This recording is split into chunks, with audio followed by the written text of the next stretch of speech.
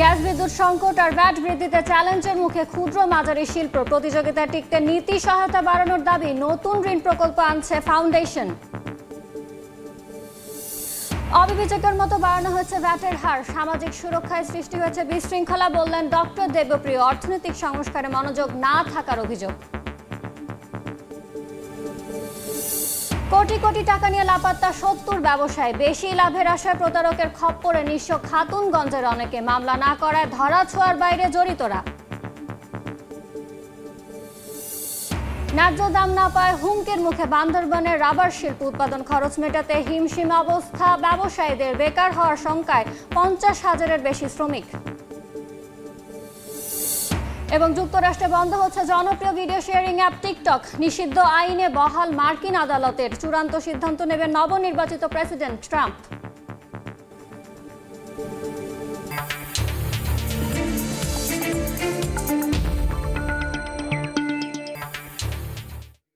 দেখছিলেন শিরোনাম। আমন্ত্রণ জানাচ্ছি দেশ ও দেশের বাইরের অর্থ বাণিজ্য নিয়ে নানা খবর নিয়ে আমাদের নিয়মিত আয়োজন এ সময়ের বাণিজ্য। সঙ্গে আছি আমি ইয়ানুর শিফাত। সমসাময়িক বিষয়ে গুলশানে বিএনপির চেয়ারপারসনের কার্যালয়ে সংবাদ সম্মেলনে বক্তব্য রাখছেন দলটির মহাসচিব মির্জা ফখরুল ইসলাম আলমগীর। সরাসরি যাচ্ছি সেখানে। চাপ বাড়াবে, সরকারের বক্তব্য থেকে বোঝা যায়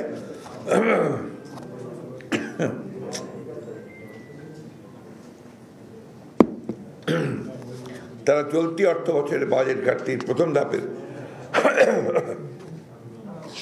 ৪২,০০০ কোটি টাকা এবং পরবর্তী সম্ভাব্য ঘাটতি মেটাতে এবং ট্যাক্স জিডিপি রেশিও শর্ত পূরণ করে আইএমএফের জন্য এই ভ্যাট বাড়িয়েছে। কারণ বর্তমান রাজস্ব দিয়ে সরকার বাজেটের খরচ মেটাতে পারছে না। একইভাবে কিছুদিন পূর্বে সরকার ২২,৫০০ কোটি টাকা ছাপিয়েছে কিছু লুণ্ঠিত ব্যাংকের তারল্য সংকট মোকাবেলায়। প্রিয় সাংবাদিকবৃন্দ, আমরা বুঝতে পারি যে আওয়ামী ফ্যাসিবাদের পরবর্তী সময়ে অন্যান্য খাতের মতো আর্থিক খাতেও বিশৃঙ্খলা ভঙ্গুর অবস্থা পরবর্তী চ্যালেঞ্জগুলো সৃষ্টি করেছে।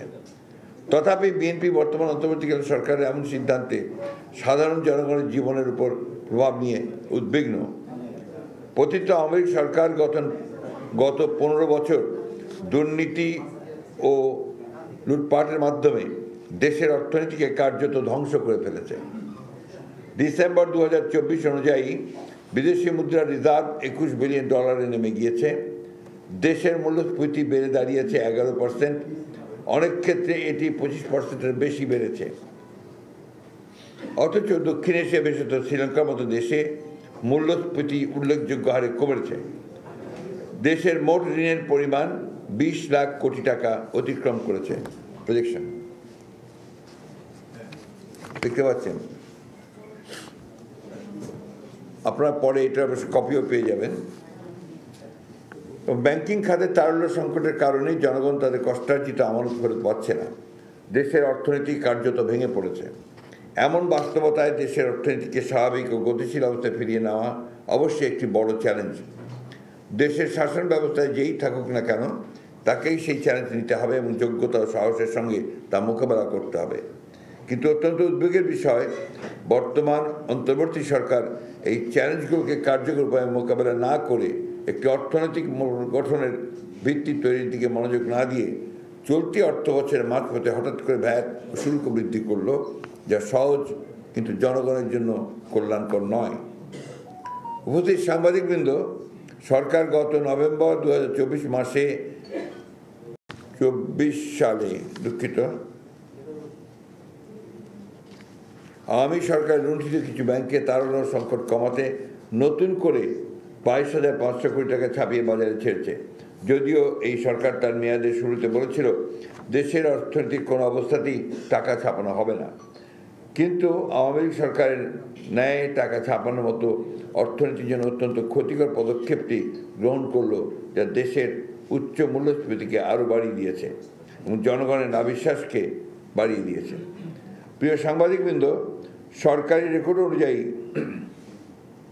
ডিসেম্বর ২০২৪ দেশের জাতীয় মূল্যস্ফীতি ছিল 10.89। চিত্র 2 আসছে। মূল্যস্ফীতি 12.92। তাছাড়া গ্রামের 12.63% তুলনায় শহরে 13.55% খাদ্য মূল্যস্ফীতির আরও প্রকট আকার ধারণ করেছে। নিত্য প্রয়োজনীয় খাদ্যপণ্য ও আনুষঙ্গিক জিনিসপত্রের দাম এমনিতেই নাগালের বাইরে চলে যাওয়ায় প্রান্তিক জনগণের পাশাপাশি খেটে খাওয়া মানুষ, দিনমজুর ও স্বল্প আয়ের মানুষদের জীবন দুর্বিষহ হয়ে উঠেছে। যেভাবে জনজীবনের দৈনন্দিন ব্যয় বৃদ্ধি পাচ্ছে, সেভাবে তাদের আর্থিক আয় বৃদ্ধি পাচ্ছে না। বর্তমান অর্থনীতির বিবেচনায় অন্তর্বর্তী সরকারের এই নতুন করের সিদ্ধান্তের ফলে 1 নম্বর, বর্তমানে প্রায় 13% ক্রমবর্ধমান মূল্যস্ফীতি আরও বৃদ্ধি পাবে। ক্রমবর্ধমান মূল্যস্ফীতির ফলে পরিবারের সঞ্চয় কমবে এবং ব্যাংক থেকে টাকা তোলার হার বেড়ে যাবে। 2, বর্তমানে নিম্নমুখী 5.82% অর্থনৈতিক প্রবৃদ্ধি আরও কমবে। এর অর্থ হল অর্থনৈতিক গতি স্থবির বা মন্থর হয়ে পড়েছে। ব্যবসা বাণিজ্য দ্রুতগতিতে না বাড়লে, কারখানায় উৎপাদন না বাড়লে আয় বৃদ্ধি পাবে না। কর্মসংস্থান আরও কমে যাবে, বেকারের সংখ্যা আরও বৃদ্ধি পাবে। এমনিতেই গত 3 বছর ধরে মানুষের প্রকৃত আয় কমেছে। বিবিএস-এর হিসেব অনুযায়ী গত ডিসেম্বর মানুষের আয় বেড়েছে 8%, কিন্তু জিনিসপত্রের দাম অর্থাৎ মূল্যস্ফীতি বেড়েছে প্রায় 11%। বাংলাদেশ ব্যাংকের গভর্নর 14 আগস্ট আশ্বাস দিয়েছিলেন 5-6 মাসের মধ্যে মূল্যস্ফীতি সহনীয় হবে, কিন্তু বাস্তবে তা বরং বেড়েছে। অথচ প্রতিবেশী দেশগুলো মূল্যস্ফীতি নিয়ন্ত্রণে কার্যকর পদক্ষেপ নিয়ে তার সুফল পেয়েছে।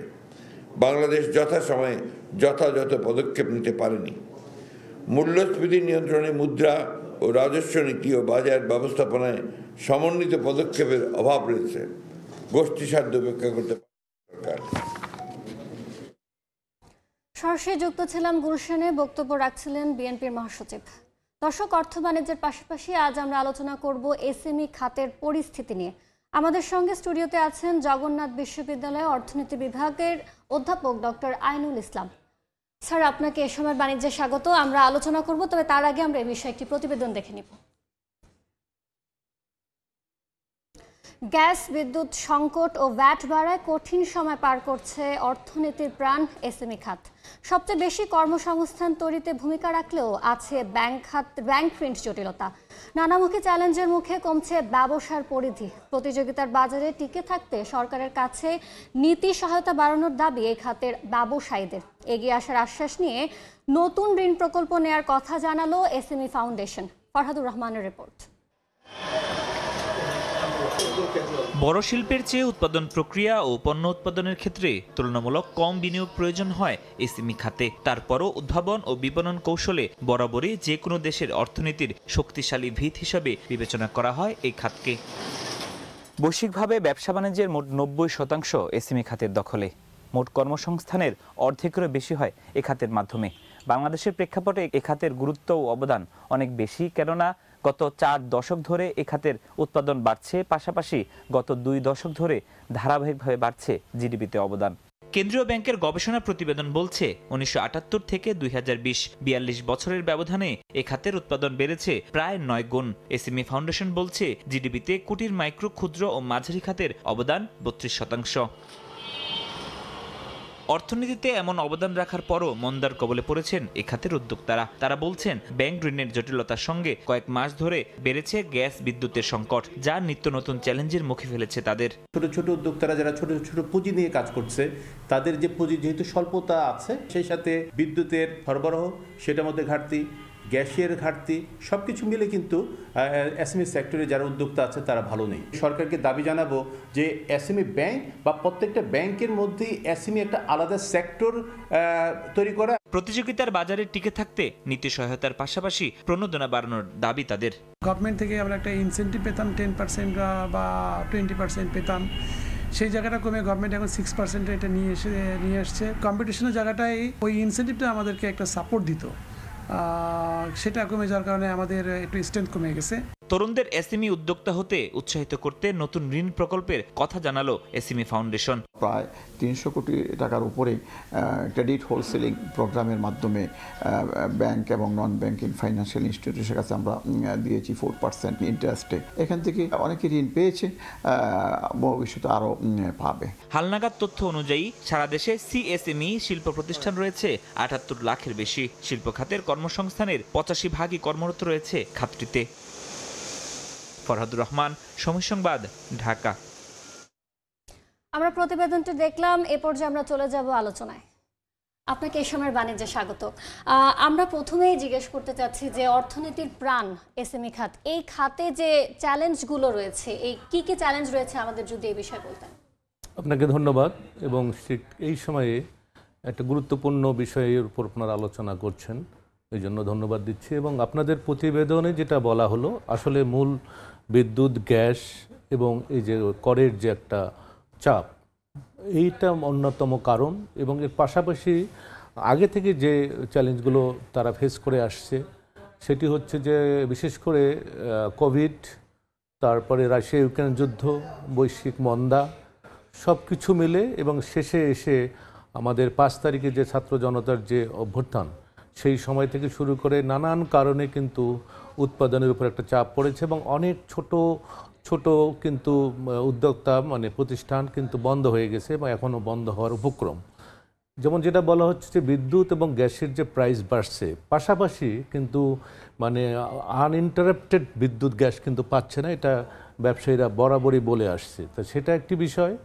আর সর্বশেষ যেটি, যে এইসব প্রতিষ্ঠানের উপর যে ভ্যাটের বিশেষ করে টার্নওভার ট্যাক্স এনলিস্টমেন্টের যেটা উদ্যোগ নেওয়া হচ্ছে, সেখানে 30 লাখ এবং 50 লাখ টার্নওভার হলে কিন্তু তাদেরকে ট্যাক্স দিতে হচ্ছে। তো এইটা একটা বড় চাপ, এবং সেক্ষেত্রে কিন্তু এমনি মূল্যস্ফীতি, মানুষজন কিন্তু তাদের বিশেষ করে এগ্রিগেট ডিমান্ড আমরা যেটা বলি, তাদের কিন্তু ভোগ অনেক কমিয়ে দিয়েছে। তা সুতরাং ব্যবসা চালাতে হলে যদি এই ধরনের মানে ব্যবস্থা নেওয়া হয়, তাহলে কিন্তু তারা আস্তে আস্তে ব্যবসা গুটিয়ে তারা অন্য কোনো দিকে চলে যাবে। আমরা এই যে চ্যালেঞ্জ মুখোমুখি হচ্ছে এসএমই খাত, এই চ্যালেঞ্জগুলো মোকাবেলা করার জন্য সরকারের কি কি করণীয় থাকতে পারে? না, সরকারের যেটা আলোচনা, আমি প্রথমে বলবো যে সরকারের যে সমস্যাটা আমরা দেখছি এসএমই খাতে, সেটি হচ্ছে যে এখানে একটু মানে পরিসংখ্যান, মানে কোনো সুস্পষ্ট কোনো পরিসংখ্যান আমরা এখনও পাই না। 2012 সালে সম্ভবত বিবিএস একটা করেছে, তারপরে কোনো পরিসংখ্যান নেই। সেটাও কিন্তু যেভাবে আলাদাভাবে গুরুত্ব দিয়ে করা, সেটা কিন্তু করেনি। এটা গ্রস তারা একটা পরিসংখ্যান সার্ভে করেছে, সেই জায়গায় একটা বিষয় আছে। আরেকটি বিষয় হচ্ছে যে এই খাতকে আলাদাভাবে দেখতে হবে, কারণ আমি আগেও বলেছি যে এই এসএমই খাতে অনেক অর্থনীতি, অনেক দেশের অর্থনীতি, জাপানের কথা যদি বলি আমি, তাদের ইকোনমিক অ্যাক্টিভিটিস জিডিপির 93% আসে এই এসএমই থেকে, এবং চায়নার আছে 70 থেকে 75%, এবং ইন্ডিয়াও কিন্তু অনেক বেশি। আমাদের এখানে বলা হয় কখনো 25%, আবার কর্মসংস্থান কিন্তু গ্লোবালি 50%। সেখানে আমরা কিন্তু একদিক থেকে পিছিয়ে আছি। এটা হতে পারে কোনো পরিসংখ্যান আমাদের কাছে সেভাবে নাই, এটা একটা হতে পারে।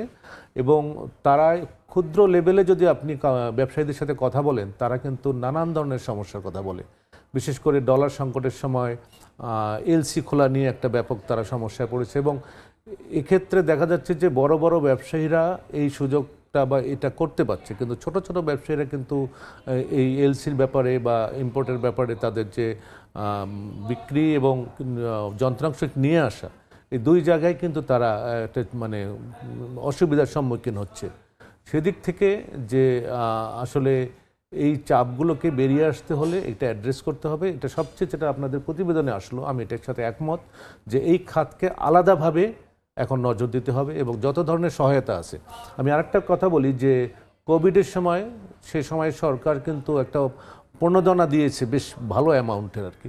সেই প্রণোদনাগুলো কিন্তু বড় বড় ব্যবসায়ীরা, বড় বড় শিল্প প্রতিষ্ঠান পেয়েছে, এবং এনারা কিন্তু পায়নি বা পেলেও সেটা একটা আপনি যেমনটা বলছিলেন বড় বড় ব্যবসায়ীরা সহজে ঋণ পাচ্ছে, কিন্তু সেই তুলনায় ক্ষুদ্র ব্যবসায়ী যারা তারা সহজে ঋণ পাচ্ছে না, এটা একটা সমস্যা। তো এই ক্ষেত্রে আমাদের এটা উতরে যাওয়ার উপায়টা কি? উতরে যাওয়ার উপায় যে আসলে এই সহায়তা আছে, ঋণের ব্যবস্থা আছে, কিন্তু এটা যে ছোট ছোট ব্যবসায়ীরা প্রতিষ্ঠানের মালিকরা যে এটা যোগাযোগ করবে, এটা একটা অ্যাওয়ারনেসের অভাব আছে। পাশাপাশি যে মানে যে প্রসিডিওরটা, এটা খুব কমপ্লিকেটেড প্রসিডিওর, কোলেটারালের ব্যাপার আছে, তারা এইসব ফেস করতে চায় না। এবং এটার জন্য যে টু ওয়ে, আমি মনে করি যে তাদের কাছে যাওয়া উচিত, কর্তৃপক্ষ যে ছোট ছোট ব্যবসায়ীদের কাছে যাওয়া উচিত, তোমার কি অসুবিধা, তোমার কি লোন লাগবে কি না, এই জিনিসগুলো যদি অ্যাড্রেস করতে পারে তাহলে তারা কিন্তু একটা আগ্রহ পাবে যে আমরা ব্যাংক থেকে আমার এই সুবিধা সহায়তাটা পেতে পারি। কিন্তু তারা একটা অ্যাওয়ারনেসের অভাব এবং একটা গ্যাপ যেন সবসময় থেকে যায়, যে যারা লোন দিচ্ছে আর যারা নিবে তাদের মধ্যে কিন্তু এক ধরনের মানে গ্যাপ রয়ে গেছে। আচ্ছা, তরুণ যে উদ্যোক্তারা তারা যখন ব্যবসা শুরু করতে চান, সেই সময় যে ঋণ পাওয়াটার মাধ্যমে কি আমরা মানে এতে কি ভালো ফল পাওয়া যাবে নাকি আরো কোনো? না, অবশ্যই ভালো পাওয়া যাবে। যে স্টার্টআপ যে এখন আজকাল অনেক তরুণ কিন্তু অনেক মেধাবী, তারা কিন্তু নতুন নতুন প্রজেক্ট নিয়ে আসছে, তাদের জন্য কিন্তু আসলে স্পেশাল মানে সেল করা দরকার। এবং কিছু কিছু আমরা দেখি গণমাধ্যমে যে খুব ভালো করছে তারা, তাদেরকে লোনও তারা পাচ্ছে, কিন্তু সেগুলো আরও মানে এগিয়ে আসার জন্য তরুণদেরকে উদ্বুদ্ধ করা উচিত এবং বলা উচিত যে তোমাদের জন্য সব ধরনের সুযোগ সুবিধা আমাদের কাছে অ্যাভেলেবেল আছে। এটা বললে আমরা কয়েকদিন আগে 9 জানুয়ারি যেরকম দেখলাম 100-র বেশি পণ্য ও সেবার ক্ষেত্রে হচ্ছে হঠাৎ করে ভ্যাট বাড়ানো হয়েছে। এই ক্ষেত্রে আমাদের এসএমই খাতে কি আবার চ্যালেঞ্জের মুখোমুখি হবে কিনা, কেমন চ্যালেঞ্জ ফেলবে? অবশ্যই চ্যালেঞ্জের মুখোমুখি হবে, কারণ হচ্ছে যে তাদের দুই দিক থেকে, একটা হলো এমনি মূল্যস্ফীতি এবং ভোক্তারা কিন্তু এখন বাজারে যাচ্ছে কম, জিনিসপত্র কিনছে কম, তাহলে একটা চাহিদা কমে যাবে। আর দ্বিতীয়ত তাদের যে আগে যেরকম বিজনেস, বিশেষ করে টার্নওভারের কথা বলছি, টার্নওভারের যে লিমিটটা কমিয়ে দেওয়া হয়েছে, এতে করে হয়তো অনেক প্রতিষ্ঠান এর মধ্যে চলে আসবে, কিন্তু তারা একটা চাপের মধ্যে থাকবে। সুতরাং আমার যেটা এখানে যে আমার কথাটা বলেছি আমি, যে অংশীজনের সঙ্গে কথা বলে সরকারের রাজস্ব দরকার, এটা আনডাউটেডলি এটা প্রয়োজন আছে, কিন্তু তাদের সঙ্গে কথা বলে একটা সহনীয় পর্যায়ে নিয়ে এসে তাদেরকে বুঝিয়ে তারপরে এইটা করা উচিত ছিল। এছাড়া এই যে বর্তমানে গ্যাস ও বিদ্যুতের সংকট, এটি মোকাবেলার জন্য সরকারের সামনে কি করণীয় থাকতে পারে? এটি করণীয় বলতে যে অন্ততপক্ষে যে মানে এই উৎপাদনের যে লাইফলাইন যেটা, সেই জায়গাগুলোতে আলাদাভাবে দেখা উচিত, যে তাদেরকে মানে যত রকম ব্যবস্থা বা পথ পদ্ধতি আছে তার মাধ্যমে তাদেরকে আনইন্টারাপ্টেড বিদ্যুৎ এবং গ্যাস যদি না দেওয়া যায়, তারা কিন্তু ক্ষতিগ্রস্ত হচ্ছে এবং তারা কিন্তু ব্যবসা বন্ধ করছে। সুতরাং এই জায়গাটায় আমার মনে হয় যে গ্যাসের ব্যাপারে যে এখন বাপেক্স অনেক কাজ করছে, তারা এই নতুন নতুন কি বলে সোর্স খোঁজা দরকার। একই সঙ্গে বিশেষ করে শিল্পকে, বিশেষ করে এসএমই খাতের জন্য আলাদাভাবে ব্যবস্থা করা উচিত গ্যাস এবং বিদ্যুতের। ধন্যবাদ স্যার, আমরা আলোচনা এখানে শেষ করছি। আমরা এসএমই খাত নিয়ে আলোচনা করছিলাম। দর্শক দেখছেন এ সময়ের বাণিজ্য। শত শত কোটি টাকা হাতিয়ে নিয়ে ব্যবসায়ীদের পালিয়ে যাওয়ার প্রবণতা বাড়ায় জল্লুস হারাতে বসেছে চট্টগ্রামের ব্যবসায়িক কেন্দ্র খাতুনগঞ্জ। গত 40 বছরে 1000 কোটি টাকার বেশি নিয়ে পালিয়েছেন শতাধিক ব্যবসায়ী। এতে যেমন বিশ্বাসভঙ্গ হচ্ছে, তেমনি মূলধন হারিয়ে পথে বসছেন প্রতারণার শিকার সাধারণ ব্যবসায়ীরা। সাক্ষাৎ টিপুর ক্যামেরায় বিস্তারিত জানাচ্ছেন কমল দে। একসময়ের প্রতিষ্ঠিত ব্যবসায়ী মনোরঞ্জন সাহা এখন রাস্তার পাশের ব্রোকার। পণ্য বিক্রির পাওনা 15 কোটি টাকা ফেরত না পেলেও 9 কোটি টাকার দেনা শোধ করতে হয়েছে নিজের মালিকানাধীন বহুতল ভবন বিক্রি করে। বিল্ডিং বিক্রি করে লোকাল দানা শোধ করছি, কিন্তু আমরা লাইন থেকে এখন আমি 15 কোটি টাকার 1 টাকা এখনো ফেরত পাই নাই। দেশের সবচেয়ে বড় পাইকারি ভোগ্য পণ্যের বাজার চট্টগ্রামের খাতুনগঞ্জে মনোরঞ্জন একা নয়, তার মতো শত শত ব্যবসায়ী প্রতারকদের কাছে টাকা হারিয়ে নিঃস্ব হয়েছেন। মূলত কম সময়ে বেশি লাভের আশায় কথিত ডিও এবং স্লিপ ব্যবসায়ের কবলে পড়েছেন সাধারণ ব্যবসায়ীরা। অসাধু কতগুলো ব্যবসায়ী আছে যাদের উদ্দেশ্য হচ্ছে যে ব্যবসা না, এতে উদ্দেশ্য হচ্ছে যে মানুষের বড় অঙ্কে একটা টাকা মেরে চলে যাওয়া। খাতুনগঞ্জ ট্রেড অ্যাসোসিয়েশনের তথ্য অনুযায়ী 1986 সালে বিভূতি রায় নামে এক ব্যবসায়ী 6 কোটি টাকা নিয়ে পালানোর পর থেকে শুরু হয় প্রতারণার নতুন এই পদ্ধতি। সবশেষ 50 কোটি টাকার বেশি নিয়ে লাপাত্তা নূর ট্রেডিং নামে এক ব্যবসা প্রতিষ্ঠানের মালিক। প্রথম দিকে আপনার নগদের ব্যবসা শুরু করে, নগদের লেনদেন শুরু করে, তারপর যখন এদের একটা গুডিল হয়ে যায় 2-1 বছর, এরপর এরা বাকিতে নেওয়া শুরু করে। এরা একটা আসলে পাতানোভাবে এটা ব্যবসাটা করে থাকে। ভুক্তভোগীরা অনেক ক্ষেত্রে মামলা করতে আগ্রহী নন বলে জানায় পুলিশ। নিজেদের যে প্রবলেমগুলো হয় সেগুলো তারা নিজেরা সলভ করে, যতটুকু জেনেছি। তারা পুলিশের কাছে সাধারণত আসে না। 1 থেকে 10 কোটি টাকা নিয়ে গা ঢাকা দেওয়া ব্যবসায়ীর সংখ্যা অন্তত 70 জন বলে জানিয়েছেন প্রতারণার শিকার ব্যবসায়ীরা। সামান্য মাত্র লেনদেন হয় চেক কিংবা ব্যাংকের মাধ্যমে, বাকি টাকা লেনদেন হয় বিশ্বাসের উপর ভরসা করে নগদ টাকায়, আর তাতেই শত শত কোটি টাকা নিয়ে পালিয়ে যাচ্ছে ব্যবসায়ীরা। চট্টগ্রামের খাতুনগঞ্জ থেকে কমল দে, সময় সংবাদ।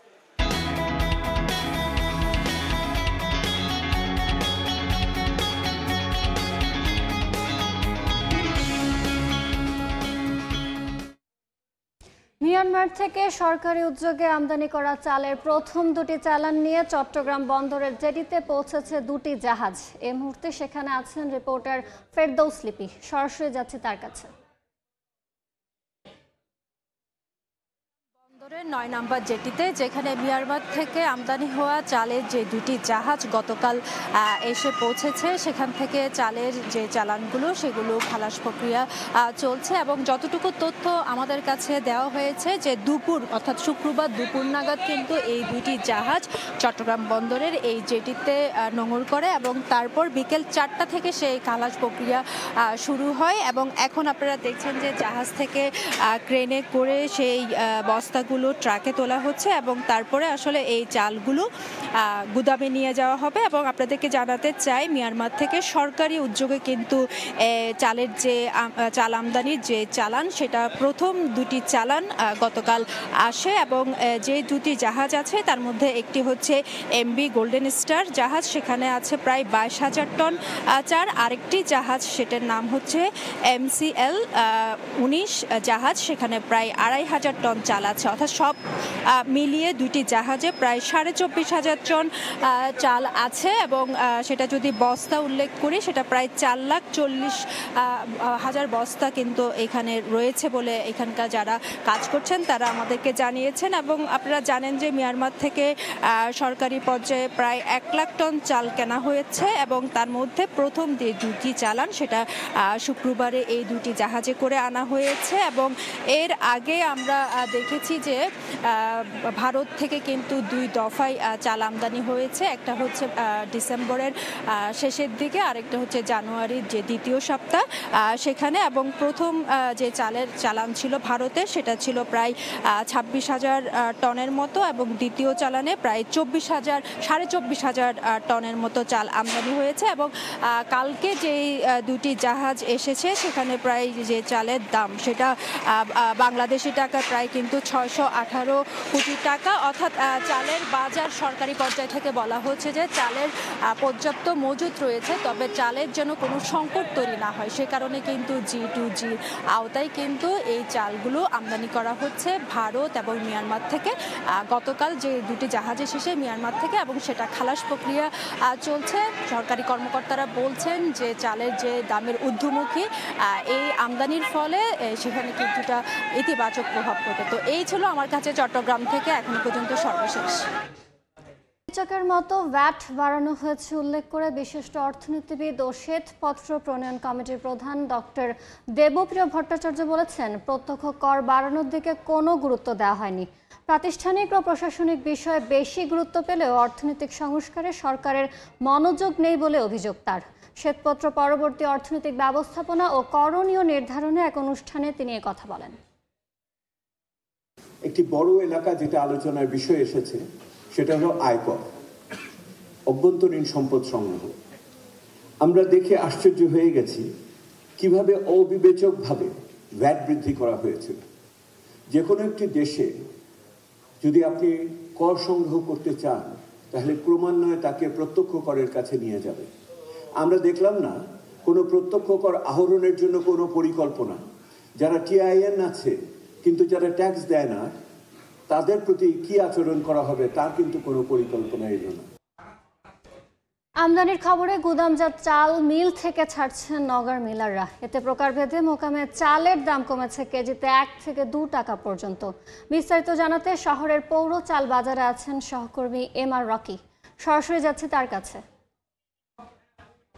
জানুয়ারির শুরু থেকে এবার চালের যে বাড়তি দরের উত্তাপ তা ক্রেতাদের অনেকটাই কিন্তু ভোগান্তিতে ফেলেছে এবং আমরা লক্ষ্য করছিলাম জানুয়ারির এক সপ্তাহ পর থেকেই লাফিয়ে কিন্তু 1 টাকা 2 টাকা এইভাবে বাড়তে বাড়তে সর্বোচ্চ কেজিতে 5 টাকা পর্যন্ত চালের বাড়তি দর কিন্তু ঠেকেছে এবং সরু মোটা সব ধরনের চালেরই কিন্তু একটু বাড়তি দরের উত্তাপ ছিল। তবে এই চলতি সপ্তাহে এসে চালের বাজারে কিছুটা ছন্দপতন আমরা লক্ষ্য কিছুটা দর কমের দিকে আমরা দেখতে পাচ্ছিলাম এবং এর পিছনে যে ব্যবসায়ীদের যুক্তি বা ব্যবসায়ীরা যে বিষয়টি বলছেন, বিগত মৌসুমে যে চালগুলো তারা গুদামজাত করেছিলেন এই চালগুলো ছাড়ছেন এবং ভারত থেকে যেহেতু পর্যাপ্ত পরিমাণে চাল আসছে এরকম একটি চালের বাজারকে টার্গেট করে তারা কিন্তু চাল এই খুচরা বাজার পাইকারি বাজারে নতুন করে বাড়তি যোগান বাড়িয়েছে। ফলেই বস্তা প্রতি 50 থেকে 100 টাকা পর্যন্ত কিন্তু কমিয়ে দেওয়ার কথা বলছেন এখানকার যারা পাইকারি ব্যবসায়ী এবং এর প্রভাবটাই কিন্তু কেজিতে 1 টাকা বা 2 টাকা পর্যন্ত প্রকারভেদে দরের কিছুটা কম আমরা লক্ষ্য করছিলাম। তবে এবার ভর মৌসুম ধান কেটে তোলার পর থেকেই ব্যবসায়ীদের বিভিন্নভাবে দর ওঠানামার চিত্রটি ছিল এই নওগাঁর এই পাইকারি মোকামে। দেশের বৃহত্তম চালের মোকাম কিন্তু নওগাঁ। এখানে চালের দর বাড়লে স্বাভাবিকভাবে অন্যান্য জায়গাও কিন্তু বড় ধরনের একটি প্রভাব পড়ে এবং এই প্রভাবটি এখানে আমরা দেখছিলাম। ব্যবসায়ীরা যে বিষয়টি বলছেন যে ধানের দর কিছুটা বাড়তি হওয়ার কারণেই কিন্তু তাদের চালের উপর প্রভাবটা ফেলতে হয়েছে এবং খুচরা বাজারেও কিন্তু এরকম চিত্র আমরা বরাবরই লক্ষ্য করছিলাম। তবে ক্রেতাদের দিক থেকে যে বিষয়টি বলা হচ্ছে, ব্যবসায়ীরা সবসময় একটা অজুহাতকে টার্গেট করে কিন্তু অধিক মুনাফার সুযোগ নিয়ে থাকেন এবং মজুত করে চাল যখন ধীরে ধীরে চাল বাজারজাত করতে থাকে তখনই কিন্তু লাফিয়ে দর বাড়ে। যদি চালের দরটি বলি, এই বাজারে আমরা দেখছিলাম যে সরু যে চালগুলো রয়েছে কাটারি, নাজির, জিরা, যেটা বিগত মৌসুমে সর্বোচ্চ 3500 থেকে 3600 টাকা 50 কেজির বস্তা বিক্রি হচ্ছিল, তবে এই মুহূর্তে কিন্তু 3850 টাকা বা 3800 টাকা বিক্রি হচ্ছে, অর্থাৎ 78 থেকে 80 টাকা দরে কিন্তু প্রতি কেজি চাল বিক্রি হচ্ছে। তবে বর্তমান বাজারে 1 টাকা বা 2 টাকা মোটা এবং সরু চালের দর কিছুটা নিচে নেমে যায়। ক্রেতারা বলছেন যে বাজার একটা শক্ত তদারকি, মিল পর্যায়ে আরো বেশি তদারকির মাধ্যমে ভোক্তার যে কাঙ্ক্ষিত বাজারের নিশ্চিত করা দরকার, একটা সঠিক বাজার ব্যবস্থাপনা নিশ্চিত করা দরকার, এই বিষয়গুলো কিন্তু ভোক্তারা দাবি করছেন এই নওগাঁর পাইকারি মোকামে। এই ছিল সার্বিক নওগাঁর চালের বাজারের খবর আমার কাছে। বাণিজ্য মেলার মাঝামাঝি সময়ে এসে পণ্য কেনার প্রতি বেশি মনোযোগী ক্রেতারা। বর্তমান পরিস্থিতি জানাতে মেলা প্রাঙ্গণে আছেন সহকর্মী উম্মে হানি। সরাসরি যাচ্ছি তার কাছে। আজ ঢাকা আন্তর্জাতিক বাণিজ্য মেলার 18তম দিন এবং আজকে গতকাল ছিল শুক্রবার এবং আজকে কিন্তু শনিবার এবং গতকালকের যে ছুটির দিনের যে রেস সেটি কিন্তু আজকে বাণিজ্য মেলায় আমি দেখতে পাচ্ছি এবং প্রতিবার দেখা যায় যে সকালবেলা তেমন একটা ভিড় না থাকলেও আজকে কিন্তু তার কিছুটা পরিবর্তন আমরা দেখতে পাচ্ছি। আজকে কিন্তু সকাল থেকেই বেশ একটা ভিড় দেখা যাচ্ছে বাণিজ্য মেলায়। এখন ঘড়ির কাঁটায় ঠিক 11:30। বলা যায় যে কয়েক সপ্তাহের সাথে যদি আমি তুলনা করি তাহলে বলা যায় যে বাণিজ্য মেলার এই মাঝামাঝি সময়ে এসে আসলে দিনের শুরুর এই অংশটিতেও কিন্তু ক্রেতা দর্শনীতে মেলায় আসতে শুরু করেছেন। আমরা বিগত দিনগুলোর থেকে বলতেই পারি যে সকাল থেকে আসলে মেলা প্রাঙ্গণে মানুষের যে আনাগোনা সেটা আসলে ধীরে ধীরে বাড়ছে খুব বেশি। এবং যদি বলি যে সকালবেলাতে আসলে বাণিজ্য মেলাতে এসেছেন এমনটাই বলছিলেন ক্রেতারা। অনেকে এও বলছিলেন যে দুপুরের পর আসলে যে ভিড়টা থাকে সেটি আসলে এড়াতেই তারা সকালের দিকটাকেই বেছে নিয়েছেন। এদিকে মেলা প্রাঙ্গণ খুলে দিলেও কিন্তু এখনও আমরা দেখেছি যে বিভিন্ন স্টল এবং প্যাভিলিয়নগুলো তাদের যে আজকের সারা দিনের যে কর্মব্যস্ততা সেটির আসলে প্রস্তুতি নিচ্ছেন এবং কিছু কিছু স্টল কিন্তু এখনও সেভাবে খোলেনি এবং পুরো মেলা প্রাঙ্গণে এখন কিন্তু চলছে ধোয়া মোছার কাজ এবং সারাদিনের ব্যস্ততার আসলে প্রস্তুতিই কিন্তু এটি।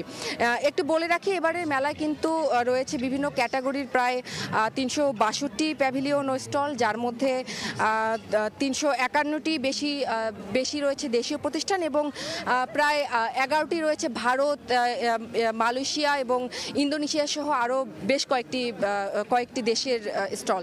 এবং শুক্রবারের যে রেশ সেটি কিন্তু আজকেও বাণিজ্য মেলায় রয়েছে এবং সকাল থেকেই পুরো মেলা প্রাঙ্গণ আসলে মানুষের আনাগোনায় মুখর হয়ে উঠেছে এবং বিক্রেতারা বলছেন যে আসলে যত দিন যাচ্ছে মেলার বিক্রিও ততটা বাড়ছে এবং আজকেও তারা আশাবাদী। এই ছিল আমার কাছে আন্তর্জাতিক বাণিজ্য মেলা থেকে সর্বশেষ। দেখছেন এই সময়ের বাণিজ্য।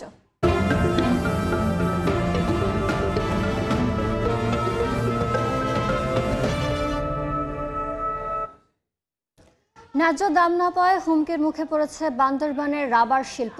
উৎপাদন খরচ মেটাতে হিমশিম অবস্থা ব্যবসায়ীদের। তাই দিন দিন রাবার চাষে আগ্রহ হারাচ্ছেন বাগান মালিকরা। এতে বেকার হওয়ার সংখ্যায় 50,000-এর বেশি শ্রমিক। শিল্পকে টিকিয়ে রাখতে ন্যায্য মূল্য নিশ্চিতের দাবি সংশ্লিষ্টদের। সোহেল কান্তি নাথের ছবিতে NA জাকিরের রিপোর্ট।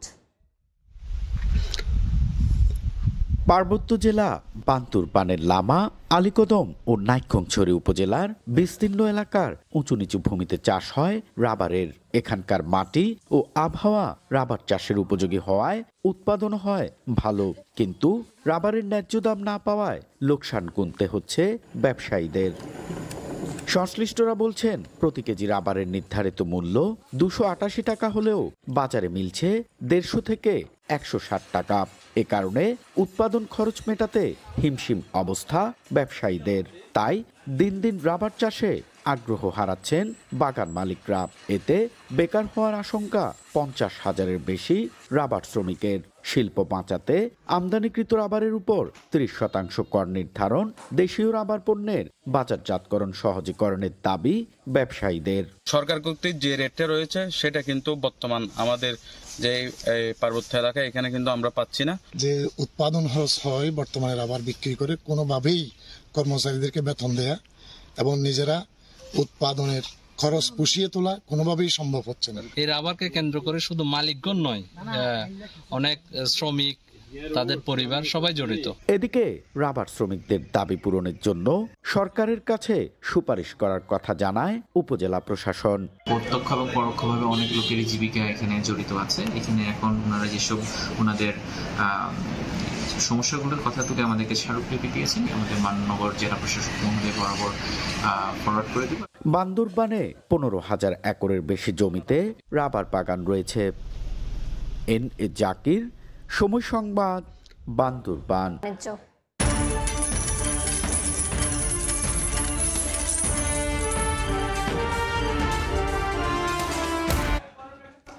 আগামী মার্চ পর্যন্ত বিশ্ববাজারে কমবে মূল্যবান ধাতু স্বর্ণের দাম, এমনই পূর্বাভাস দিয়েছে মার্কিন বাজার গবেষণা সংস্থা ট্রেডিং ইকোনমিক্স। প্রথম প্রান্তিকে রূপাও থাকবে নিম্নমুখী, যদিও বছর জুড়ে দাম কমবে আরেক মূল্যবান ধাতু প্লাটিনামের।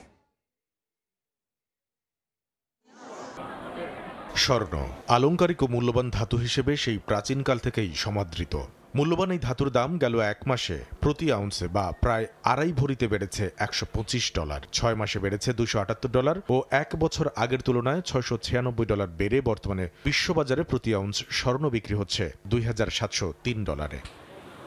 তবে ধাতুটি দামের ঊর্ধ্বমুখী প্রবণতায় থাকছে না বলে পূর্বাভাস দিয়েছে মার্কিন বাজার গবেষণা প্রতিষ্ঠান ট্রেডিং ইকোনমিক্স। প্রথম প্রান্তিক অর্থাৎ আগামী মার্চ শেষে প্রতি আউন্স স্বর্ণের দাম কমে নামবে $2,657। পরের প্রান্তিকে অবশ্য সামান্য বেড়ে তা বিক্রি হবে $2,691 আশপাশে। বছরের শেষ দুই প্রান্তিকে টানা উত্থানে থাকবে মূল্যবান এই ধাতুর দাম। স্বর্ণমূল্যের মতোই সাময়িক পতনের মুখে রয়েছে রূপাও। গেল এক বছরে প্রতি আউন্স রূপার দাম বেড়েছে $8। বর্তমানে প্রতি আউন্স বিক্রি হচ্ছে $30.40। তবে মার্চ নাগাদ ধাতুটির দাম $29.62 নামবে বলে পূর্বাভাস দিচ্ছে বিশ্ববাজার। অবশ্য স্বর্ণের মতোই পরের দুই প্রান্তিকে রূপার দামও থাকবে ঊর্ধ্বমুখী। গেল বছর 17 জানুয়ারিতে বিশ্ববাজারে প্রতি আউন্স প্লাটিনামের দাম $880 থাকলেও বর্তমানে তা হাতবদল হচ্ছে $949। তবে চলতি বছরে computer hard disk, optical fibre, LCD, turbine blade, spark plug, pacemaker এবং ডেন্টাল ফিলিংস তৈরি ও ক্যান্সার চিকিৎসায় দরকারি কেমোথেরাপিতে গুরুত্বপূর্ণ এই উপাদানের দাম লাগাতার কমতেই থাকবে। প্রথম প্রান্তিকে ধাতুটির দাম $875, পরের প্রান্তিকে $856 ও লাগাতার কমে আরও 6 মাস পরে প্রতি আউন্স প্লাটিনামের দাম দাঁড়াবে $821। কামরুল হাসান সবুজ, সময় সংবাদ। দেখছেন এই সময়ের বাণিজ্য। যুক্তরাষ্ট্রে বন্ধ হয়ে যাচ্ছে জনপ্রিয় ভিডিও শেয়ারিং অ্যাপ টিকটক। শুক্রবার অ্যাপটি নিষিদ্ধের একটি আইন বহাল রেখেছেন মার্কিন সুপ্রিম কোর্ট। নিষিদ্ধ হওয়া ঠেকাতে 19 জানুয়ারির মধ্যে চীনা মালিক প্রতিষ্ঠান বাইটড্যান্সকে টিকটকের শেয়ার মার্কিন কোনো কোম্পানির কাছে বিক্রি করে দিতে হবে। নিরাপত্তার অজুহাতে অবশেষে যুক্তরাষ্ট্রে বন্ধ হতে যাচ্ছে জনপ্রিয় video sharing app TikTok. Biden প্রশাসনের একটি আইনের বিরুদ্ধে চীনা কোম্পানির করা আপিল শুক্রবার খারিজ করে দিয়েছেন মার্কিন সুপ্রিম কোর্ট। কোনো ধরনের রাজনৈতিক হস্তক্ষেপের ঘটনা না ঘটলে রোববার যুক্তরাষ্ট্রে বন্ধ হয়ে যাবে TikTok. This bill therefore forces TikTok to break up. TikTok ব্যবহারের কারণে যুক্তরাষ্ট্রের জাতীয় নিরাপত্তা হুমকির মুখে পড়ছে, এমন অভিযোগে মার্কিন প্রশাসন একটি আইন করে। নিষেধাজ্ঞা এড়াতে সুপ্রিম কোর্টে আপিল করে টিকটক, যদিও এতে কোনো কাজ হয়নি। বহাল থাকা আইন অনুযায়ী 19 জানুয়ারির মধ্যে টিকটকের মূল কোম্পানি বাইটড্যান্সের টিকটকের শেয়ার মার্কিন কোনো কোম্পানির কাছে বিক্রি করে দিতে হবে, আর নয়তো সেদিন থেকে যুক্তরাষ্ট্রে আর চালু থাকবে না এই ভিডিও শেয়ারিং অ্যাপ। তবে সুপ্রিম কোর্টের এমন সিদ্ধান্তে খুশি নন যুক্তরাষ্ট্রের অনেক নাগরিক। I think it's bad because I really like TikTok because I'm from China and TikTok is also started from China. Honestly, it's really bad for us. I mean, American people, everybody in America is like I know small businesses that they grew up thanks to TikTok, right? And this ban is going to affect not only like small businesses but big corporations as well, politicians as well, because TikTok is like it's a big network. TikTok নিষেধাজ্ঞা কিভাবে কার্যকর করা হবে সে বিষয়টি এখনো স্পষ্ট নয়। যুক্তরাষ্ট্রের বিভিন্ন গণমাধ্যম বলছে, প্রেসিডেন্ট হিসেবে ক্ষমতা গ্রহণের পর টিকটক নিষিদ্ধের বিষয়ে নতুন কোনো সিদ্ধান্ত নিতে পারেন ডোনাল্ড ট্রাম্প। কাকুলি আখতার, সময় সংবাদ। এ পর্যায়ে শীর্ষ সংবাদগুলো জানিয়ে দিচ্ছি আরেকবার। গ্যাস বিদ্যুৎ সংকট আর ভ্যাট বৃদ্ধিতে চ্যালেঞ্জের মুখে ক্ষুদ্র মাঝারি শিল্প প্রতিযোগিতা টিকতে নীতি সহায়তা বাড়ানোর দাবি, নতুন ঋণ প্রকল্প আনছে ফাউন্ডেশন। অবিবেচকের মতো বাড়ানো হয়েছে ভ্যাটের হার, সামাজিক সুরক্ষায় সৃষ্টি হয়েছে বিশৃঙ্খলা, বললেন ডক্টর দেবপ্রিয়। অর্থনৈতিক সংস্কারে মনোযোগ না থাকার অভিযোগ। এবং কোটি কোটি টাকা নিয়ে লাপাত্তা 70 ব্যবসায়ী, বেশি লাভের আশায় প্রতারকের খপ্পরে নিঃস্ব খাতুনগঞ্জের অনেকে, মামলা না করায় ধরা ছোঁয়ার বাইরে জড়িতরা।